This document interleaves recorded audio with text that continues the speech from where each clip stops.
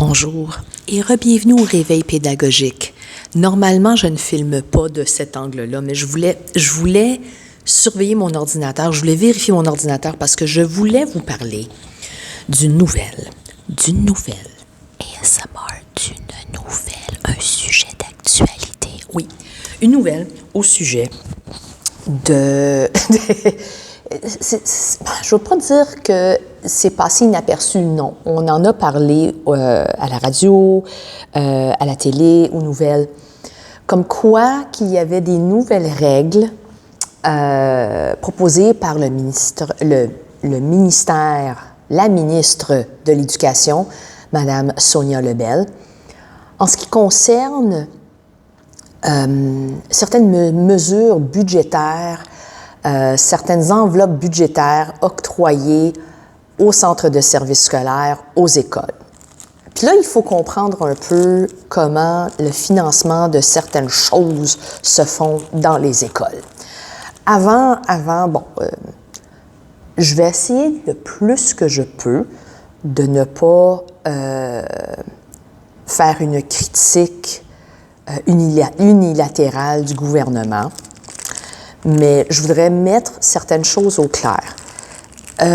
Depuis longtemps, les différents gouvernements ont préparé ce qu'on appelle, je pense qu'on les appelle encore, des mesures, c'est-à-dire des enveloppes particulières qui sont distribuées aux centres de services scolaires pour subventionner certaines activités, pour payer pour certaines choses, comme par exemple, il y avait des mesures qui dataient, la dernière fois que j'ai vu ça, c'était en 2020, pour l'activité physique. Il y avait des enveloppes budgétaires pour ça. On appelait ça des mesures. Puis il y a tout le temps un chiffre, comme mesure 14 385, mesure 15 271. Je sais pas, OK? Bon. Il y a tout le temps un chiffre à côté, mesure, bon. Et très souvent, il y a certaines mesures qu'on découvre comme il y a des mesures pour payer pour de la suppléance, pour d'évaluation d'examens ministériels. Comme ça, ce ne sont pas les centres de services scolaires qui vont se payer ça. Mais là, ce qui a fait jaser plusieurs personnes, please, je pense qu'il y a eu des groupes de personnes qui ont carrément explosé, qui ont pété les gonds. Maintenant, ce qu'on aurait, c'est qu'il y aurait un fusionnement de différentes enveloppes qui normalement étaient séparées. Donc, on appelle ça maintenant projet pédagogique particulier, activités sportives, culturelles et sociales.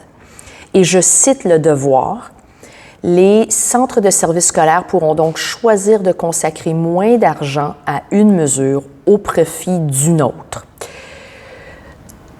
Là, je comprends la colère, la frustration de certaines personnes, de certains groupes, dont les personnes responsables des bibliothèques, les personnes qui sont très sensibles au fait que nos élèves souffrent énormément en classe, ils ne savent pas lire, ils ont de la difficulté à lire. Et je peux comprendre la frustration. Je comprends aussi la frustration de peut-être certains profs d'éducation physique qui, souvent, n'ont pas les budgets nécessaires. Ça ne coûte pas 2 piastres acheter un ballon de soccer. Je fais juste dire. Puis là, je ne suis pas en train de dire que c'est moins cher acheter des livres, d'accord? Tout est devenu plus cher. Et j'ai un bon ami qui est prof d'éducation physique.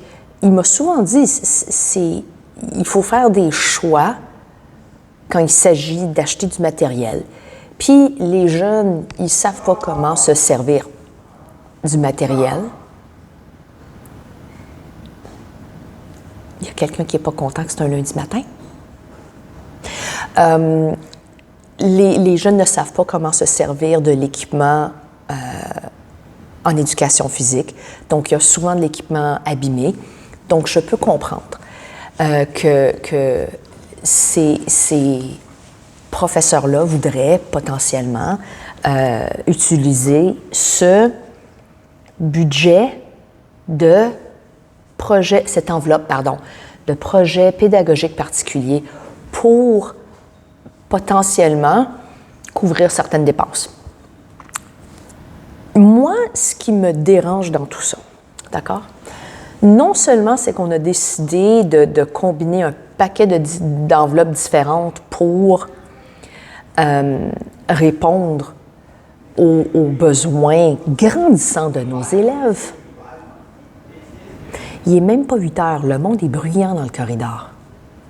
Moi, ce qui me dérange le plus dans tout ça, c'est qu'on a certaines personnes au placé qui dénoncent, je ne veux pas dire des manquements, mais des lacunes qui existent un peu partout dans la jeunesse d'aujourd'hui.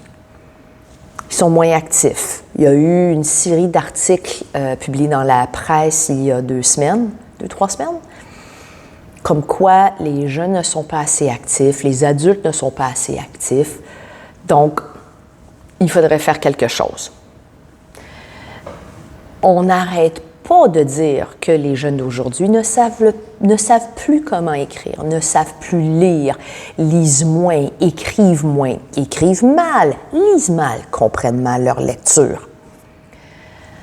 Mais on a eu un virage informatique, pour ne pas parler des autres virages informatiques au sein du gouvernement. Mais maintenant, toutes les écoles utilisent des ordinateurs, des tablettes, tout est numérisé. Mais là, on peut pas faire trop de photocopies parce que sinon, on va se plaindre qu'on dépense trop en papier. Donc, on ne peut pas faire une tonne de photocopies. De toute façon, on n'a pas le droit de photocopier une tonne de choses. Il y a des choses, il faut respecter les droits d'auteur. Donc, on ne peut pas faire la quantité de photocopies qu'on faisait auparavant. Puis non, on ne peut pas acheter des livres. On ne peut pas acheter des livres. Non, on n'a pas le droit d'acheter des livres. Des livres qui seront réutilisés. Ah, non, on ne peut pas. Mais il y a une partie de vrai là-dedans, parce que depuis 2019, on est très, très limité dans ce qu'on peut acheter comme matériel réutilisable pour les élèves à l'école. On est excessivement limité. Pourquoi? Parce qu'il y avait des parents en 2018-2019 qui se sont plaints que les écoles chargeaient beaucoup trop en frais de scolarité. Et donc, il a fallu corriger le tir. Donc, maintenant, on ne peut plus demander aux parents de débourser un nombre X pour payer pour des nouveaux livres, pour des nouveaux livres de lecture, des romans. Mais là, avec moins d'argent, les bibliothécaires sont limités dans leur budget. Saviez-vous que les budgets qui sont octroyés pour les bibliothèques scolaires dépendent j'ai besoin de café, dépendent du nombre de livres qui sont empruntés dans la bibliothèque. Et s'il n'y a pas beaucoup de livres qui sont empruntés régulièrement dans les bibliothèques, les budgets sont coupés. J'ai appris ça, merci à ma fille, j'ai appris ça il y a quelques semaines. Ça fait que je suis en train de repenser ma planif l'année prochaine à cause de ça, OK? Puis là, l'autre problème, c'est qu'il y a un autre groupe d'individus qui déplorent je ne veux pas dire le manque de culture, mais c'est pas ça. C'est que les jeunes sont de moins en moins intéressés par la culture québécoise. Donc, les sorties culturelles se font de moins en moins. Oui, mais il y a de moins en moins d'argent disponible pour les sorties culturelles. Apparemment, avoir un autobus qui va amener les élèves de Vaudreuil jusqu'au centre-ville, ça coûte excessivement cher. Ça coûte très, très, très, très cher. OK? Je donne un exemple. Pour les jeunes d'ici, aller au centre-ville, aller visiter un musée, ce n'est pas quelque chose qui se fait avec le transport en commun. On pourrait le faire en transport en commun, mais on vient juste de gruger comme 2h30, 3 heures de notre journée parce qu'on habite dans l'ouest de l'île. On reste dans l'ouest de l'île. C'est là où se trouve notre école. Donc, il y a énormément de plaintes et de critiques au sujet de ce qui manque ou ce qui devrait être fait. Et d'un autre côté, on voudrait, c'est pas par un manque de volonté, OK? On voudrait faire un paquet de choses pour améliorer le sort de nos jeunes. Et on a des instances gouvernementales qui voudraient nous aider ou qui nous aident, mais peut-être de façon limitée.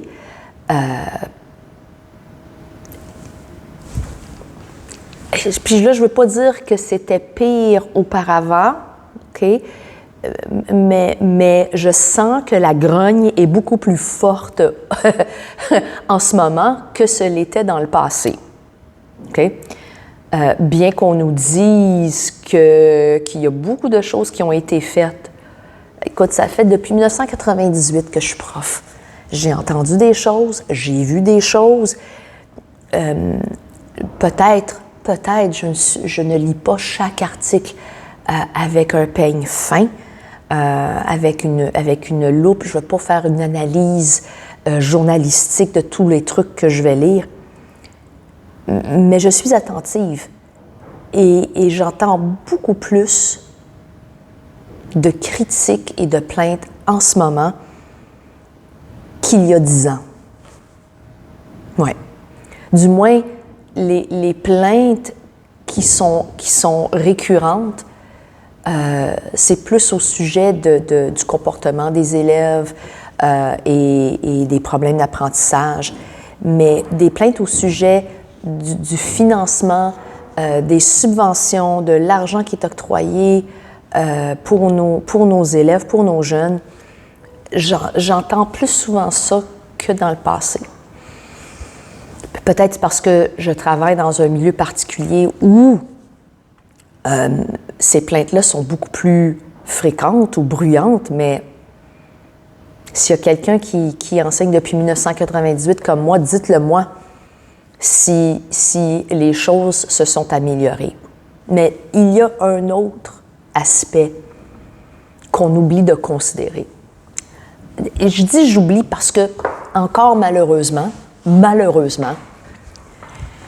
y a encore trop de personnes qui parlent d'une certaine façon, mais n'agissent pas de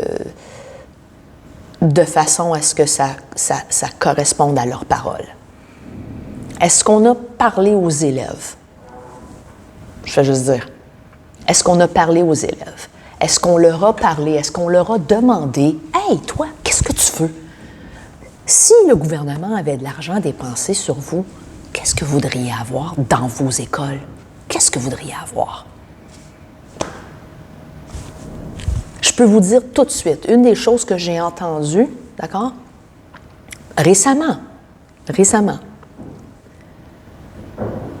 c'est depuis qu'on a banni les téléphones cellulaires des salles de classe, oui, ça va bien, les jeunes se parlent plus, oui, mais ça n'a pas réglé leur problème de dépendance. Ça n'a pas réglé leur problème de dépendance. Ils retournent à la maison, ils sortent de la classe, ils sortent leur téléphone en sortant de l'école. Ça n'a pas réglé le problème de dépendance. Puis c'est une élève qui me l'a dit. Donc, on parle de l'agentivité de l'élève, on parle de leur autonomie, on veut que nos jeunes deviennent des citoyens avertis,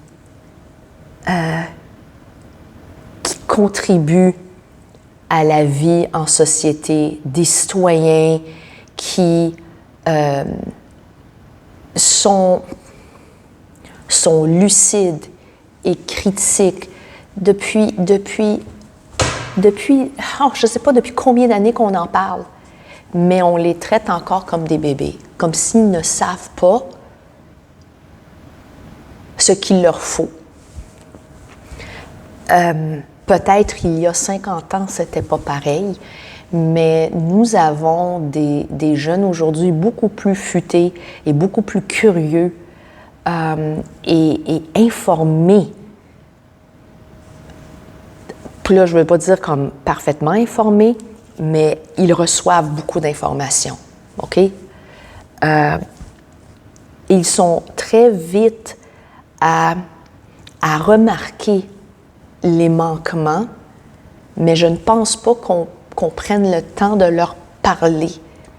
Qu'est-ce qui est signifiant pour vous?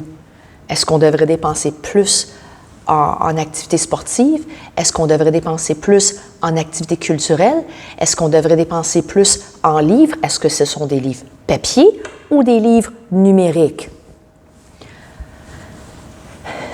Je crois qu'on oublie un acteur extrêmement important dans ces discussions. Quand on parle de budget, quand on parle d'enveloppe, quand on parle d'investissement, quand on parle d'argent.